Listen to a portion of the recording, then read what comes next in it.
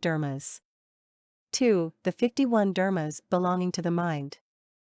3. The 11 form dharmas. 4. The 24 activities dharmas non-interactive with the mind.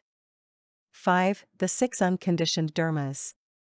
Shastra 1. Mind dharmas commentary. The first one, mind dharmas, refers to dharmas of the mind king. The mind is called king because each and every dharma is established based upon the mind. If there were no mind dharmas, then no dharmas would exist at all. It is said, the Buddha spoke all dharmas for the sake of the minds of all living beings. If it were not for all those minds, of what use would all dharmas be? There are 8 mind king dharmas, but we will not talk about them yet, as they will be discussed later. Shastra 2. Dharmas belonging to the mind. Commentary: there are 2 ways to interpret the second category, dharmas belonging to the mind. On the one hand, they are dharmas belonging to the mind, and on the other, they are servants of the mind. They work for the mind. The mind is king, and the dharmas belonging to the mind are his servants. But they are also like great ministers. The king is unable to carry out actions himself, so he uses those belonging to the mind to do things. That is the meaning of belonging to the mind. They are also known as enumerations of the mind, because they have a fixed number. There are 51 of them. Since these dharmas arise from the mind, they are of the same family as the mind. Hence they are called dharmas belonging to the mind, the second category. Shastra 3. Form dharmas. Commentary: form dharmas is the third category. Anything that has form and shape, that has a substantial aspect to it, is known as a form dharma. This does not just refer to their color but also to their tangible form, their substantive aspect. There are 11 form dharmas. They, too, will be discussed later on. Shastra 4. Activities dharmas non-interactive with the mind. Commentary: Category 4, Activities dharmas non-interactive with the mind, refers to dharmas that do not interact, do not work together with the dharmas of any of the other categories. These kinds of dharmas are produced on their own from the mind without interacting. They are related to and have aspects of activities. There are 24 such dharmas. Shastra 5. Unconditioned dharmas. Commentary: the previous 4 categories were all conditioned dharmas.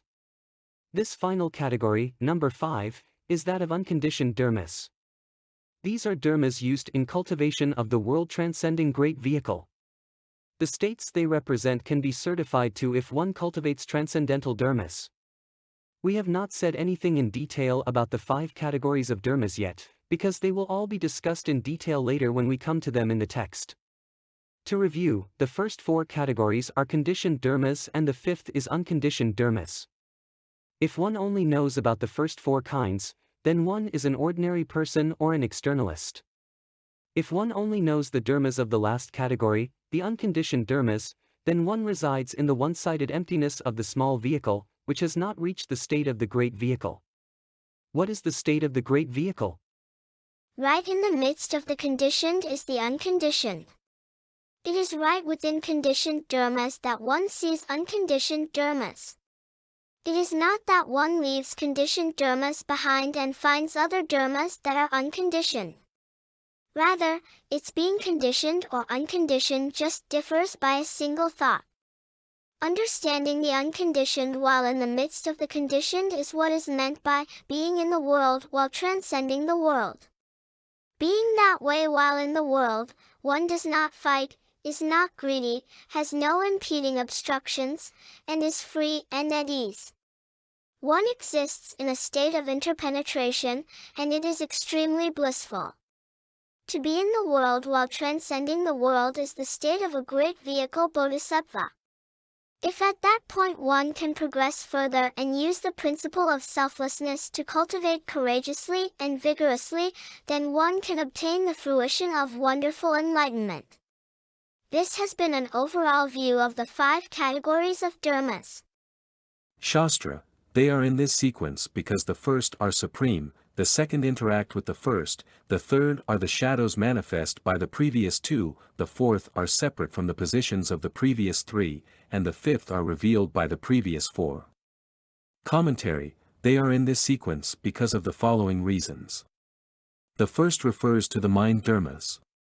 They are supreme over all else, since the mind is king and all dharmas arise from it. The second interact with the first. The second category is dharmas belonging to the mind. They obey the orders of the mind king. The third are the shadows manifest by the previous two. Form dharmas are the third category. Form dharmas come into being from the shadows cast by the mind dharmas and the dharmas belonging to the mind. Therefore, form dharmas belong to the marks division of the eighth consciousness. 2 divisions of the eighth consciousness. 1. Seeing division. 2. Marks division. The marks division basically has no nature of its own. We see all sorts of things as having shape, form, marks, or characteristics, but basically they do not exist at all. It is simply that the eighth consciousness makes them appear. The fourth are separate from the positions of the previous 3. The fourth category is activities dharmas not interactive with the mind. They are separate from mind dharmas, dharmas belonging to the mind, and form dharmas. And the fifth are revealed by the previous 4. Those in the fifth category, unconditioned dharmas, are extremely profound. There is no way one could understand them. But in order to attempt to understand them, one must make use of the conditioned dharmas. The unconditioned dharmas are revealed by the conditioned dharmas. The categories of the 100 dharmas are in this sequence. They go from mind dharmas, to dharmas belonging to the mind, to form dharmas, to activities dharmas non-interactive with the mind, to unconditioned dharmas. They appear in that order for the reasons just given. Shastra, the first, mind dharmas, include in general 8, the eye consciousness, the ear consciousness, the nose consciousness, the tongue consciousness, the body consciousness, the mind consciousness, the manas consciousness, and the alaya consciousness. Commentary. Now, at last, we are going to discuss some dharmas. The first, mind dharmas, include in general 8. 1. The eye consciousness. We say that eyes can see, but it is not actually the eyes themselves that see. It is the eye consciousness that sees. 2. The ear consciousness. We say the ears can hear, but if your ears were sliced off and laid aside, would they be able to hear by themselves? No. If your eyes were gouged and set aside, would they be